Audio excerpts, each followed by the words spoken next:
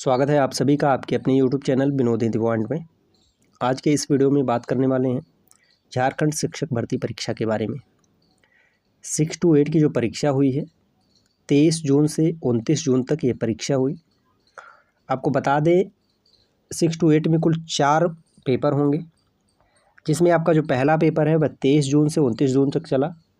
पहले पेपर में कुल 100 प्रश्न पूछे गए। 100 प्रश्न में से आपको 33 प्रश्न सही करने हैं। यह आपका क्वालिफाइंग पेपर है, सिर्फ और सिर्फ क्वालिफाइंग पेपर है। इसमें आपको क्वालिफाई करना है, यह मेरिट में नहीं जुड़ेगा। और इसमें आप अपने अनुसार सब्जेक्ट का चयन कर सकते हैं। कोटा भी है, हिंदी भी है। तो 23 जून से 29 जून तक हिंदी का जो पेपर हुआ है, कहाँ से कितने प्रश्न पूछे गए हैं, प्रश्नों का स्तर क्या था, आज के इस वीडियो में बात करने वाले हैं। क्या आपका क्वालिफाइंग हो रहा है या नहीं हो रहा है, प्रश्नों का लेवल क्या था। संधि से सबसे ज़्यादा प्रश्न पूछे गए। 23 से 29 जून तक जो हिंदी की परीक्षा हुई है, इसमें संधि से सबसे ज़्यादा प्रश्न पूछे गए। संधि में विसर्ग और व्यंजन, इन दो संधि से सबसे ज़्यादा प्रश्न पूछे गए हैं। उसके बाद जैसे समास से प्रश्न पूछे गए हैं, तो समास में देख लीजिए भयमुक्त, भयमुक्त में कौन सा समास से ये पूछा गया है, भय से मुक्त। जंगम का विलोम पूछा गया, विलोम से भी प्रश्न पूछे गए, तो विलोम जंगम का स्थावर हो जाएगा। पर्यायवाची से प्रश्न पूछे गए, पत्थर का पर्यायवाची क्या होगा, पत्थर का पाषाण होगा, प्रस्तर होगा। रस और उनके अस्थायी भाव, रस से भी ज़्यादा प्रश्न पूछे गए हैं। जैसे जितने प्रश्न हमें प्राप्त हुए हैं उन सभी प्रश्नों पर हम बात कर रहे हैं। शांत का निर्वेद पूछा गया था, वीर का उत्साह पूछा गया था, भयानक का भय पूछा गया था। ये सभी रसों के स्थायी भाव पूछे गए थे। पद्यांश से संबंधित प्रश्न पूछे गए थे। तो पद्यांश में जो है अलंकार आपका पूछा गया था। अलंकार से अलग से नहीं पूछा गया था, लेकिन पद्यांश से जो गद्य पद्य से संबंधित प्रश्न होते हैं उसमें से ये आपको बताना था किस पंक्ति में, किस दोहे में कौन सा अलंकार है, ये प्रश्न पूछा गया था। गंगा कौन सी संज्ञा है, संज्ञा आपको बताना था। मुहावरे एवं लोकोक्ति से प्रश्न पूछा गया था।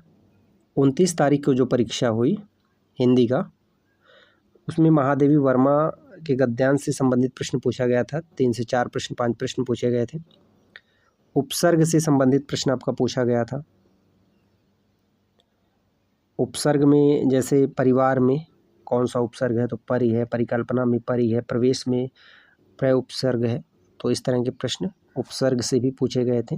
अधर्म और अधम का अर्थ आपको बताना है।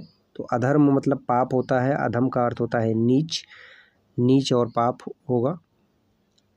तन मन धन में समास पूछा गया था। तन मन धन में आपका द्वंद्व समास हो जाएगा। तत्सम और तद्भव की परिभाषा पूछी गई थी। तत्सम वे शब्द होते हैं जो संस्कृत में ज्यों के त्यों प्रयोग किए जाते हैं, संस्कृत के समान होते हैं। और तद्भव जिसकी उत्पत्ति होती है, संस्कृत से जिस शब्द की उत्पत्ति होती है उसे हम तद्भव कहते हैं। ये तत्सम तद्भव की परिभाषा है।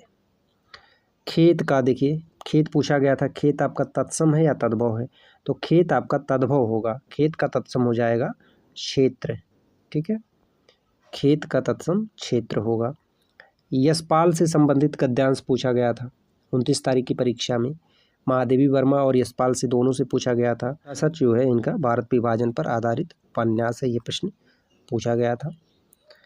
तो ये थे कुल 23 तारीख से लेकर के 29 तारीख की परीक्षा में जो प्रश्न पूछे गए थे।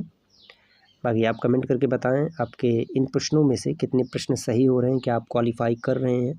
100 प्रश्नों में से मात्र 33 प्रश्न आपको सही करने हैं। ये आपका क्वालिफाइंग पेपर है। कट ऑफ जो आपका जुड़ेगा, जो दूसरा पेपर होगा जीएस जीके का, वो भी 100 प्रश्नों का होगा।